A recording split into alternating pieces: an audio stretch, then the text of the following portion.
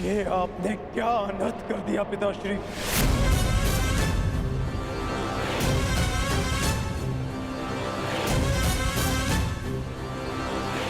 क्यों? क्या आवश्यकता थी आपको इसकी, जो आपने कर्ण से उसका कवच कुंडल छीन लिया?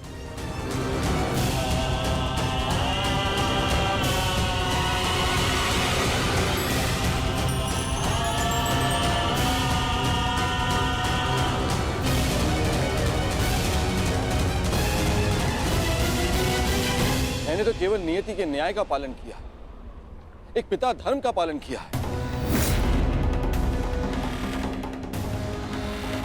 ये किस प्रकार का पिता का धर्म है पिताश्री? पिता का धर्म होता है अपनी संतान में आत्मविश्वास जगाना, परंतु आप अपनी संतान की शक्ति पर विश्वास ना करके कौन सा पिता का धर्म निभा रहे हैं?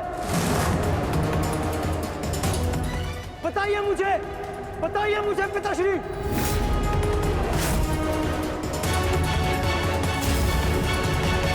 अर्जुन, मैं तो केवल तुम दोनों के बीच होने वाले युद्ध में शक्ति का संतुलन बना रहा था। जब तक कर्ण के पास एक कवच और कुंडल थे, तब तक तुम्हारा कोई भी प्रहार कर्ण पर प्रभाव ना करता, जबकि तुम्हारे पास ऐसी कोई दैव्य ढाल नहीं। आज मैं तुम दोनों के मध्य न्यायपूर्ण ध्वंस चाहता था। न्याय नहीं, छल किया है आपने पिताश्री। छल करके आपने कर्ण से दान में उसकी ढाल मांग ली। महान बनने के लिए मित्रों की आवश्यकता होती है, और उससे भी अधिक महान बनने के लिए प्रबल शत्रुओं की। परंतु आपने तो मेरे शत्रु को निर्बल बनाकर मेरा मान ही कम कर दिया। मुझे आपसे ऐसी आशा नहीं थी पिताश्री। पहले एकलव्य के साथ अन्याय, उसका अंगूठा छीन कर उसे बाण संधान करने के लायक नहीं छोड़ा आचार्य द्रोण ने, और अब आपने अंगराज से उसका कवच छीन लिया। क्यों? क्या आपको मेरी शक्ति पर इतना भी विश्वास नहीं था, जो आपने इतना बड़ा छल किया पिताश्री?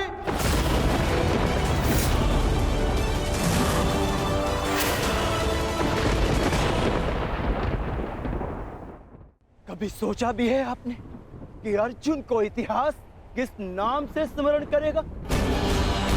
कि उसने उन योद्धाओं को परास्त किया जो उससे कम शक्तिशाली थे, कि समान कौशल रखने वालों के साथ छल किया उसने। मैंने इस महायुद्ध में कर्ण को परास्त करने का वचन दिया था, परंतु मेरे लिए मेरी सबसे बड़ी विजय को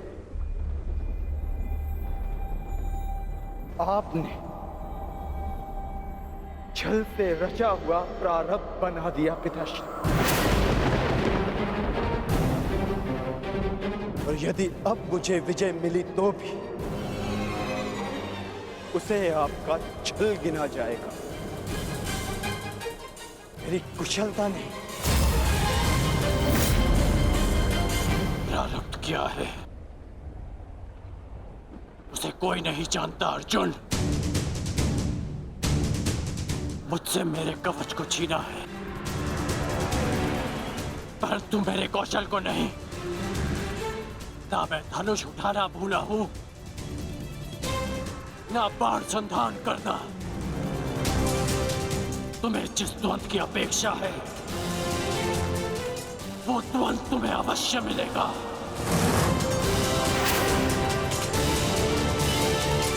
स्मरण रखिएगा पिताश्री, ना मैं कभी इस छल के बोझ से मुक्त हो पाऊंगा, और ना ही कभी आप इस अपराध बोझ से।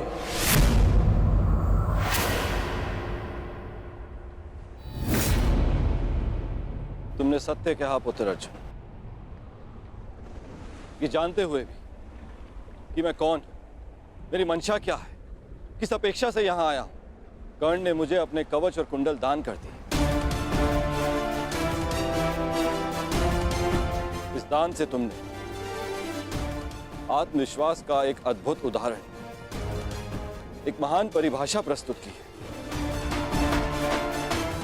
मैं देवराज ये घोषणा करता हूं, तुम्हारा ये बलिदान इस युद्ध का सबसे महान, सबसे उच्च बलिदान सिद्ध होगा। समस्त संसार में तुम महादानवीर कर्ण के नाम से प्रसिद्ध होगे।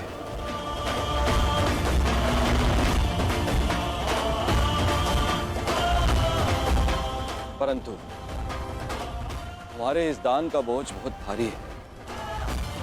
इस बोझ के भार के कारण मैं स्वयं से दृष्टि नहीं मिला पा रहा हूं कर्ण।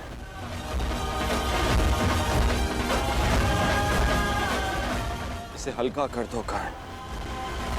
और अब मैं तुम्हें वो अस्त्र देना चाहता हूं जो समस्त संसार में किसी भी प्रकार की ढाल को वेध सके।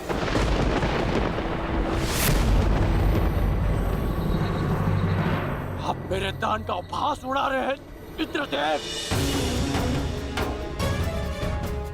ये एक दान था, कोई व्यापार नहीं।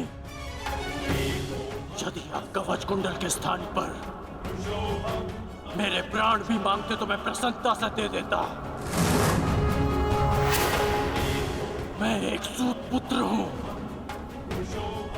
और मेरे पिता ने मुझे सदा देना सिखाया है, लेना नहीं।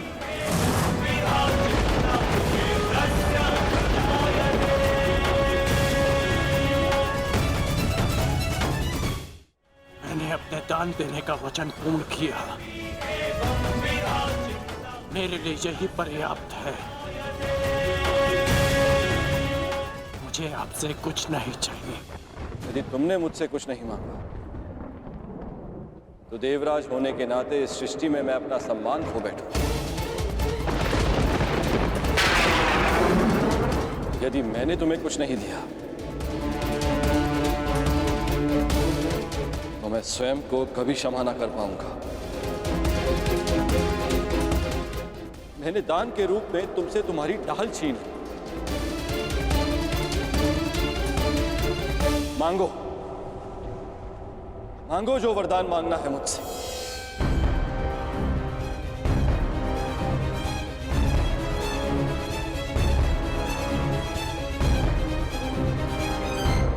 मांगो कर्ण।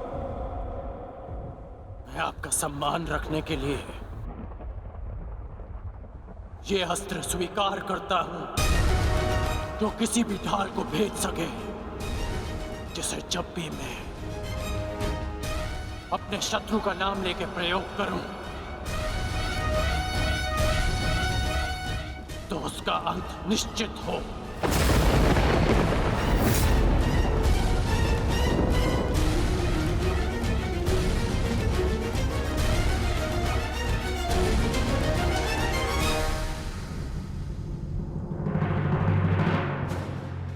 ठीक है,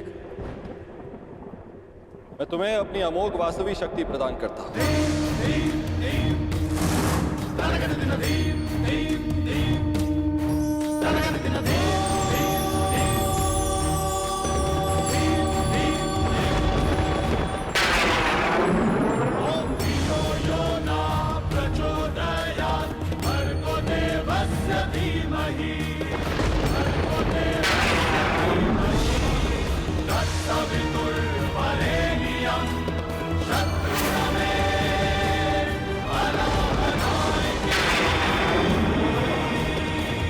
इस शक्ति को जिसका नाम लेकर संधान करोगे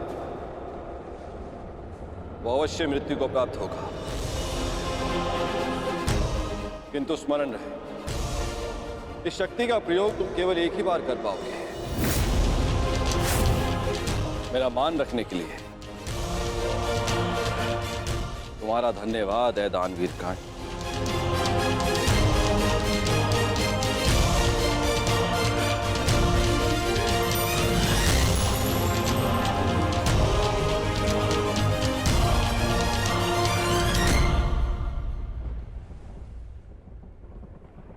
सदैव यही चाहा था कि तुम्हारा वध मैं तब करूं जब तुमने कवच धारण किया।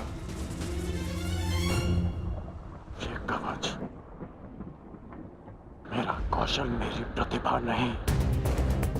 ये कवच छिनने के पश्चात अब ये द्वंद समान है, परंतु तुम सावधान रहना, क्योंकि इस अस्त्र का प्रयोग मैं तुम पर ही करूंगा।